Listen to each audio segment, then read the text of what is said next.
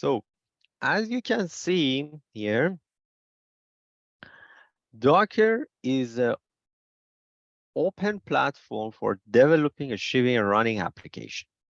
So for many years, we were using a different type of um, uh, for managing application. Like we had the physical host, and then on top of a physical host, we had like a VMs. So that we are doing now, like this was in the past that we had like a hardware layer, and then on top of hardware layer, we had VM1, VM2, and that VM, we install, for example, application on top of this VM and database for here.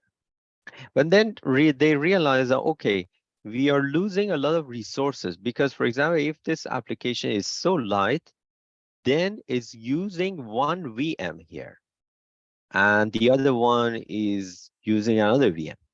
So then they realize that, okay, how we can have like application, many application on a VM, but the application doesn't have any conflict with each other. Uh, so you know that some applications, when you're installing, for example, 2 or 3 applications, maybe some of them, they have conflict with each other, and then you should remove this one, bring it to new VM and say that, okay, you sit here. And then you lose a lot of resources. For example, if you add one CPU for this one and 4 gig RAM, then you should add another CPU for this one, for example, 2 gig RAM for this one. So you see that you're losing a lot of resources. Then the new concept came, that's Docker. Basically, Docker is saying that, okay, that's the same hardware that we have. Also, that picture is better. I'm not drawing a new picture. Um, so the Docker basically is, if I remove this one, okay, okay. Look, this is like um, Docker. So basically, we have host operating system and infrastructure here. That's the hardware layer. That's the operating system layer. And then on top of that, you have Docker. Docker is like a um, kind of VM. We can say kind of VM, but under Docker, you can install a different type of application. And for example, application A doesn't have a conflict with the application B, but all of them are on a single operating system. The point is that single operating system, multiple application. So in the past, if you compare it with the past scenario, we had multiple operating system, multiple application. So this one is a single operating system with different applications. That's very, very good concept if you want to manage different resources. Like remember that we had a lab previously, then we wanted to install Apache and Nginx together. That's a very good example. For example, if you want to install a normal operating system, if you want to have Apache and Nginx together, you cannot. So one of them should be a stop and the other one should be a started, right? Um, Here under Docker, you can have Apache and Nginx, both of them, and they can be run together, and they don't have any conflict with each other. So we're gonna do this kind of things to learn about Docker, this kind of new technology. So there are many things that you should learn about the Docker. This is like a very basic concept of the Docker that we are doing here. Um, it's not very complicated one. So what I'm gonna do, I'm gonna add to Linux 2. You can use Linux 1 also. Um, I'm gonna add a network adapter here because I need the internet. So, and then put that one as a NAT. So that's my second interface. Um, and you have a NAT, then you have internet. So Ubuntu, look, how can I verify that I have internet? Ping 4224. There you go. You have internet. And then clear my screen. So first thing, you should install Docker. There are many ways that you can install Docker, but the easiest way that you can install Docker is using curl. Um, that command that you see also in the document with ranchers. A rancher is a kind of package that you can add, but it includes that Docker packages that you need. So you don't need to go step by step installation of the Docker.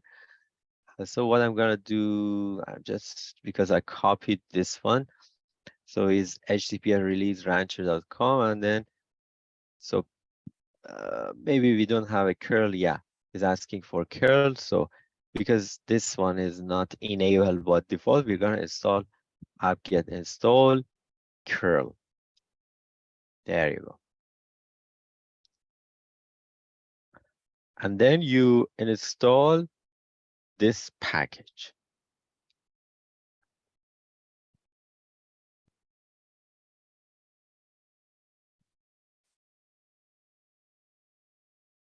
So this one automatically install whatever you need for uh, Docker. So you just say it and it will execute Docker for you.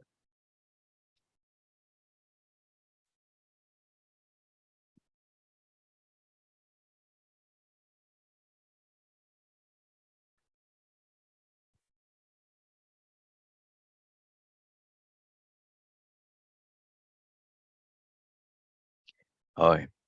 So once you have uh, this this one or Docker installed successfully, if you do Docker, then container ls. So it shows that containers that you have created so far. I haven't created any container, that's why here is empty. Let's create a Docker container. Docker run dash itd. Each container should have a name. I put the name of the first container as a C1. Each container also can use a port number. So for example, for Nginx, I add port 8081, which is mapped to port 80. That means that we are entering 8081, but Docker is reading that one as port 80. And then I write the package name, Nginx.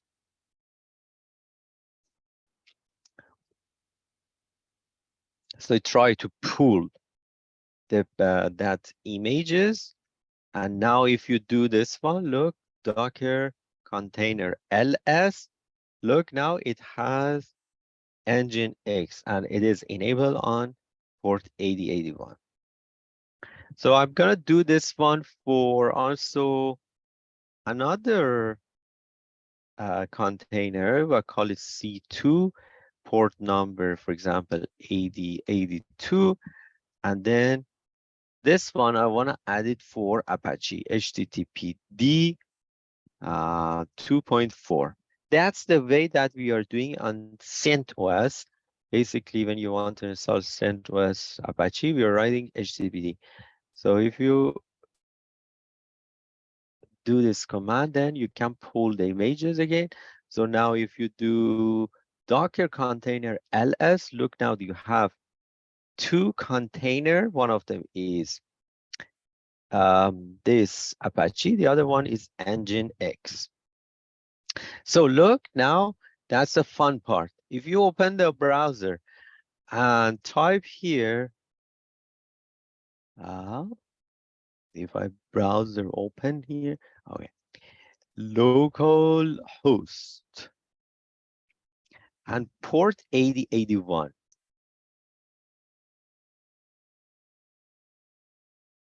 8081 was system, open the link, VS, you should put here http doesn't understand HTTP localhost port 8081. Okay, that's Nginx, right? So if I do this one for port 8082,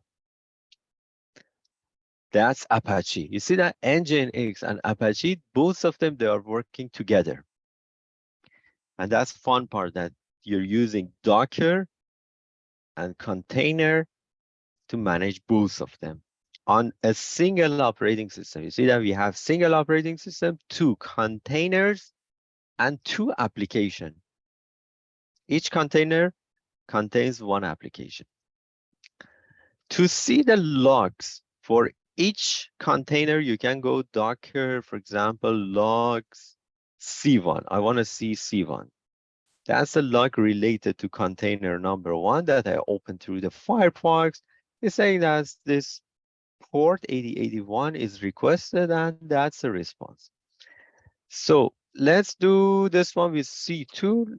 We have the same logs because we open both the 8081 and 8082 through the Firefox browser. So you see that both of them logs as Firefox, and we get this one, like it works, and this one also the first page of the Nginx. So if you want to see the container list, as I said, is Docker container list. For example, you want to delete or stop one container. So you just write here Docker stop, and then the name of the container. For example, C1. I want to stop C1. Then C1 will be stopped. And if you want to remove it, you just write here RM. Then look, if you do Docker container ls, you only have the second container. You have removed the first container. So there are many things here. If you do Docker --help, it will show you a lot of options. Like if you want to attach, copy file, execute, run commands, kill any Dockers, or list the images, log in to the Docker registry. Docker is huge. It can be a 1 course, but we just have a short lab to understand the basic concept of Docker.